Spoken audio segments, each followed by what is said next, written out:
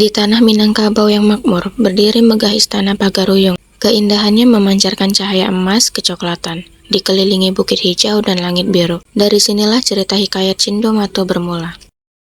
Di istana ini hidup dua sahabat sejati. Cindo Mato, seorang pemuda sakti, gagah dan setia pada ibundu kandung, serta Dang Tuanku, seorang bangsawan Pagaruyung, calon menantu Raja Mudo. Persahabatan mereka semakin erat ketika mereka sering berkuda bersama. Cindo Mato menunggang kuda coklat gagah, sedangkan Dang Tuanku dengan kuda putih anggun, berlari beriringan di padang luas. Sebelumnya, Dang Tuanku sudah lebih dahulu bertunangan dengan putri bungsu, anak dari Raja Mudo. Namun, tak lama kemudian terdengar kabar adanya sebuah sayembara. Bendahara dari Sungai Tarap sedang mencari menantu bagi anaknya. Ibundu kandung mengajak Cindo Mato dan Dang Tuanku untuk datang.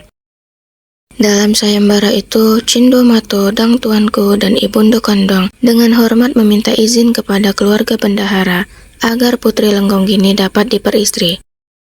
Ketika berjalan di pasar, Cindo Mato mendengar kabar yang mengejutkan. Pergunjingan bahwa putri bungsu, tunangan Dang Tuanku, akan dijodohkan dengan Imbang Jayo, seorang raja dari Sungai Ngiang. Terkejut mendengar berita itu, Cindo Mato segera memacu kudanya. Ia meminta izin kepada bendahara untuk pulang ke Pagaruyung, sebab ada hal penting yang harus dibicarakan di kerajaan. Sesampainya di istana, Cindo Mato bersimpuh di hadapan ibundu kandung dan Dang Tuanku. Ia menceritakan kabar pergunjingan itu dengan wajah serius. Atas titah ibundu kandung karena merasa harga diri putranya direndahkan, Cindo Mato diperintahkan berangkat menuju negeri Sikalawi. Dalam perjalanan panjang menuju Sikalawi, Cindo Mato menemukan tengkorak berserakan di jalan hutan yang sunyi. Tengkorak itu seakan berbicara, "Kami urang dagang nan dibunuh dek pasukan Imbang Jayo. Eloknyo ang kambiang baliak ka nagari ang." Namun, Cindo Mato tetap melanjutkan langkahnya. Tiba-tiba, ia disergap prajurit bersenjata, pasukan Imbang Jayo. Pertempuran pun pecah dengan tegang. Dengan kesaktian luar biasa yang dimilikinya, Cindo Mato berhasil mengalahkan pasukan-pasukan yang merupakan utusan Imbang Jayo. Setelah pertempuran, ia kembali melanjutkan perjalanan menuju negeri tujuan. Sesampainya di istana Sikalawi, keluarga putri bungsu menyambut Cindo Mato dengan ramah. Namun, keluarga menguraikan bahwa restu ibundu kandung telah diberikan kepada Imbang Jayo untuk meminang putri bungsu. Di taman istana, Cindo Mato berbicara diam-diam dengan putri bungsu.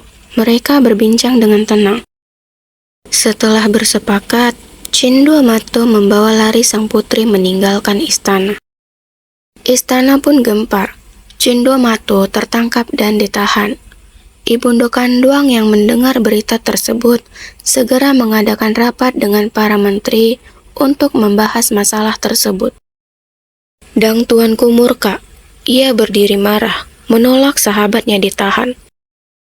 Setelah perundingan panjang, akhirnya Cindo Mato dibebaskan dari hukuman.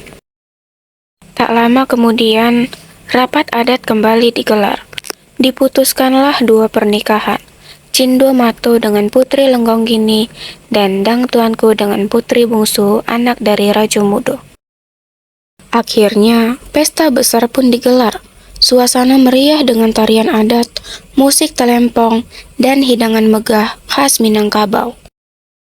Namun, jauh di sudut istana, Imbang Jayo duduk muram. Ia merasa dikhianati. Amarahnya membuncah. Ia memimpin pasukan dan menyerang negeri Pagaruyung.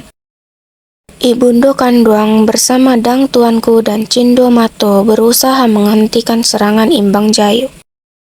Demi keselamatan, ibundu kandung segera memerintahkan Cindo Mato pergi ke Indrapura untuk mengungsi sementara. Akhirnya, Imbang Jayo berhasil ditangkap dan dijatuhi hukuman. Namun ayahnya, Tiang Bungkuak, marah besar. Ia tidak menerima anaknya dihukum. Suatu malam, Dang tuanku bermimpi. Dalam mimpinya, malaikat datang memberi peringatan. Malaikat itu berkata, "Dang tuanku, naiklah ang kalangi, basamu ibundo kandung." Keesokan paginya, Dang tuanku menceritakan mimpi tersebut kepada ibundo kandung.